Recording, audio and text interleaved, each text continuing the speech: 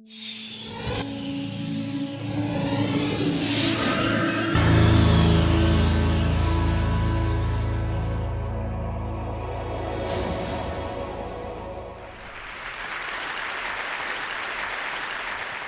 was a Saturday afternoon in May, and I suddenly realized that the next day was Mother's Day, and I hadn't gotten anything for my mom. So I started thinking about what should I get my mom for Mother's Day.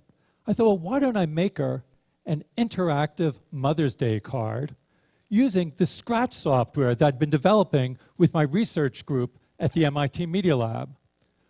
We developed it so that people could easily create their own interactive stories and games and animations, and then share their creations with one another. So I thought this would be an opportunity to use Scratch to make an interactive card for my mom. Before making my own Mother's Day card, I thought I would take a look at the Scratch website. So over the last several years, kids around the world, ages 8 and up, have shared their projects. And I thought, well, I wonder if of those 3 million projects, whether anyone else has thought to put up Mother's Day cards. So in the search box, I typed in Mother's Day, and I was surprised and delighted to see a list of dozens and dozens of Mother's Day cards that showed up on the Scratch website, many of them just in the past 24 hours by procrastinators just like myself. So I started taking a look at them. I saw one of them that featured a kitten and her mom, and wishing her mom Happy Mother's Day.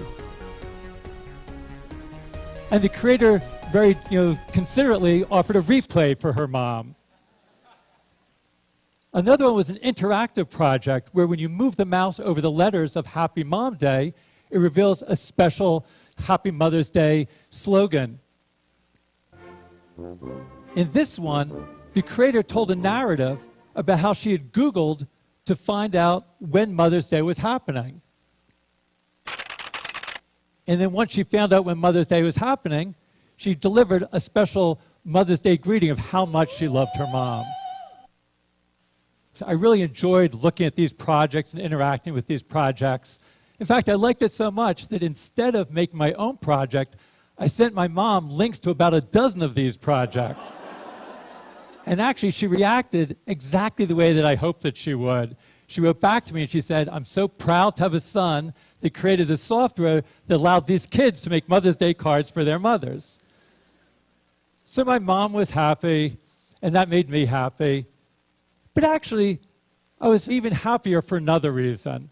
I was happy because these kids were using Scratch just in the way that we had hoped that they would.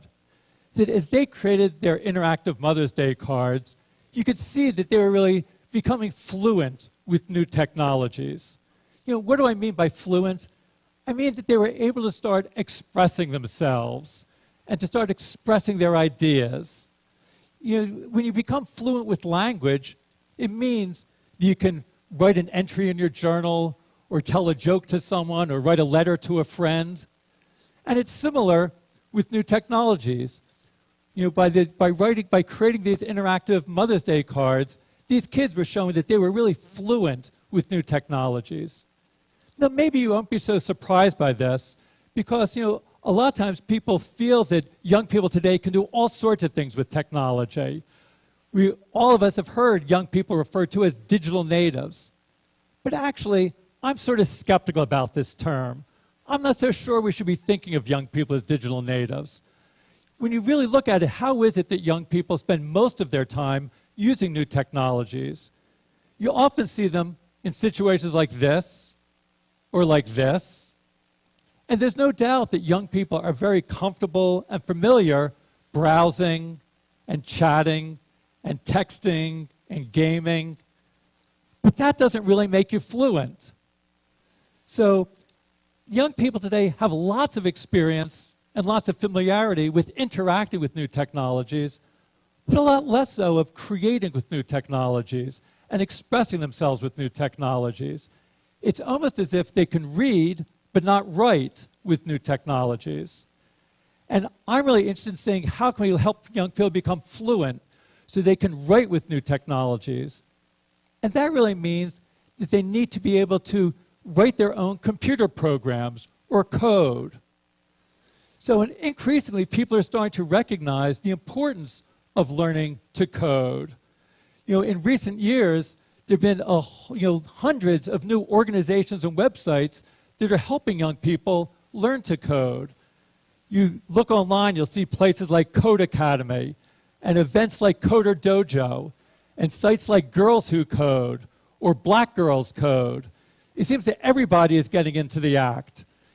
Just at the beginning of this year, at the turn of the new year, New York City Mayor Michael Bloomberg made a New Year's resolution that he was going to learn to code in 2012.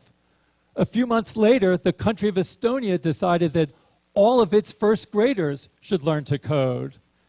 And that triggered a debate in the UK about whether all the children there should learn to code. Now, for some of you, when you hear about this, it might seem sort of strange about everybody learning to code. When many people think of coding, they think of it as something that only a very narrow sub-community of people are going to be doing. And they think of coding looking like this. And in fact, if this is what coding is like, it will only be a narrow sub-community of people with special mathematical skills and technological background that can code. But coding doesn't have to be like this.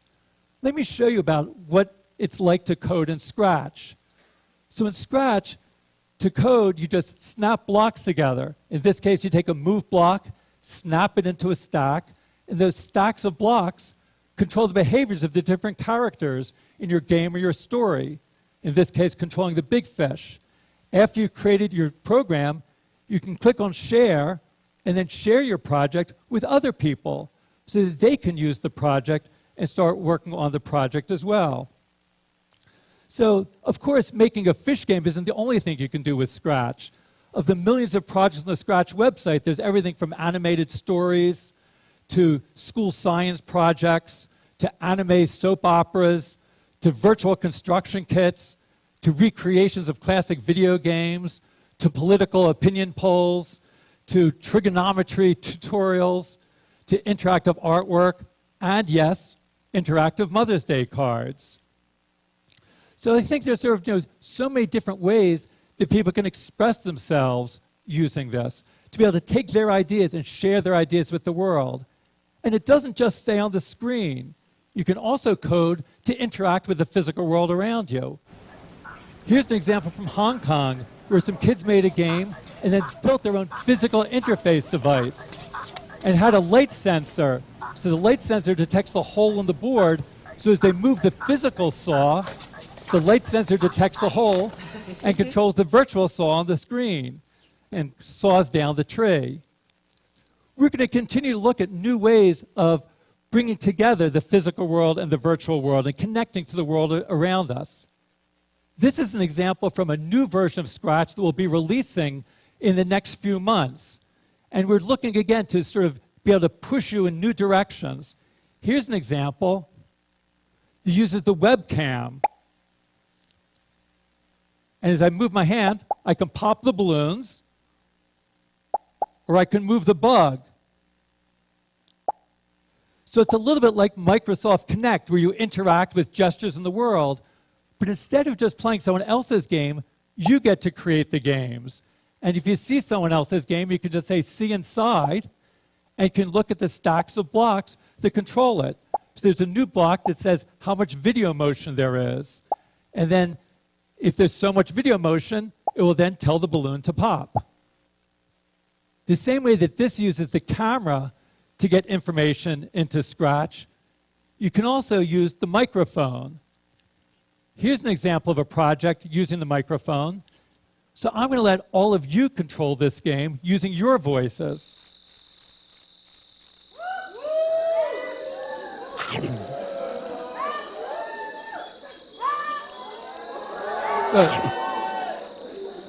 So maybe control your...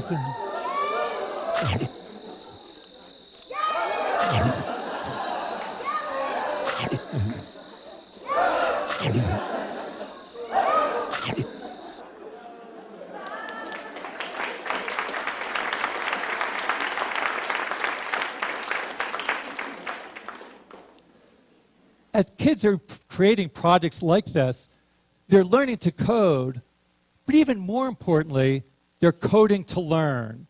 Because as they learn to code, it enables them to learn many other things, opens up many new opportunities for learning. Again, it's useful to make an analogy to reading and writing. When you learn to read and write, it opens up opportunities for you to learn so many other things. When you learn to read, you can then read to learn. And it's the same thing with coding. If you learn to code, you can code to learn. Now, some of the things you can learn are sort of obvious. You learn more about how computers work, but that's just where it starts. When you learn to code, it opens up for you to learn many other things. Let me show you an example.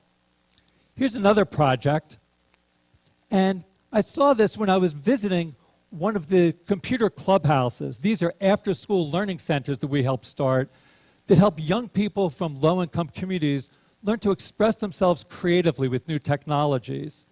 And when I went to one of the clubhouses a couple years ago, I saw a 13-year-old boy who was using our Scratch software to create a game, somewhat like this one. And he was very happy with his game and proud of his game. But also, he wanted to do more. He wanted to keep score. So this was a game where the big fish eats the little fish. But he wanted to keep score so that each time the big fish eats a little fish, the score would go up and it would keep track. And he didn't know how to do that. So I showed him in Scratch, you can create something called a variable. I'll call it score. And that creates some new blocks for you. And it also creates a little scoreboard that keeps track of the score. So each time I click on change score, it increments the score. So I showed this to the clubhouse member. Let's call him Victor. And Victor, when he saw that this block would let him increment the score, he knew exactly what to do. He took the block and he put it into the program exactly where the big fish eats the little fish. So then, each time the big fish eats the little fish, it will increment the score, and the score will go up by 1. And it's in fact working. And he saw this, and he was so excited, he reached his hand out to me, and he said, "Thank you, thank you, thank you." And what went through my mind was, how often is it that teachers are thanked by their students for teaching the variables? It doesn't happen in most classrooms. But that's because in most classrooms, when kids learn about variables, they don't know why they're learning it. It's nothing that really they can make use of. When you learn ideas like this in Scratch, you can learn it in a way that's really meaningful and motivating for you, that you can understand the reason for learning variables. And we see that kids learn it more deeply and learn it better. Victor I'm sure had been taught about variables in schools, but he wasn't paying attention. Now he had a reason for learning variables. So when you learn through coding and coding to learn, that you're learning it in a meaningful context, and that's the best way of learning things. So as kids like Victor are creating projects like this, they're learning important concepts like variables, but that's just the start. As Victor worked on this project and created the scripts, he was also learning about the process of design, how to start with a glimmer of an idea and turn it into a fully fledged functioning project, like you see here. So he was learning many different core principles of design, about how to experiment with new ideas, how to take complex ideas and break them down into simpler parts, how to collaborate with other people on your projects, about how to find and fix bugs when things go wrong, how to keep persistent and to persevere in the face of frustrations when things aren't working well. Now, those are important skills that aren't just relevant for coding. They're relevant for all sorts of different activities. Now, who knows if Victor is going to grow up and become a programmer or a professional computer scientist? It's probably not so likely, but regardless of what he does, he'll be able to make use of these design skills that he learned, regardless of whether he grows up to be a marketing manager or a mechanic or a community organizer. That these ideas are useful for everybody. Again, it's useful to think about this analogy with language. When you become fluent with reading and writing, it's not something that you're doing just to become a professional writer. Very few people will become professional writers, but it's useful for everybody to learn how to read and write. Again, the same thing with coding. Most people won't grow up to become professional, computer scientists or programmers, but those skills of thinking creatively, reasoning systematically, working collaboratively, skills you develop when you code and scratch are things that people can use no matter what they're doing in their work lives. And it's not just about your work life. Coding can also enable you to express your ideas and feelings in your personal life. Let me end with just one more example. So this is an example that came from after I had sent the Mother's Day cards to my mom. She decided that she wanted to learn Scratch. So she made this project for my birthday and sent me a happy birthday Scratch card.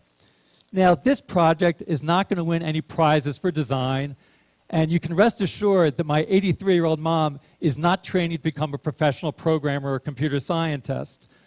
But working on this project enabled her to make a connection to someone that she cares about, and enabled her to keep on learning new things and continue to practice her creativity and developing new ways of expressing herself.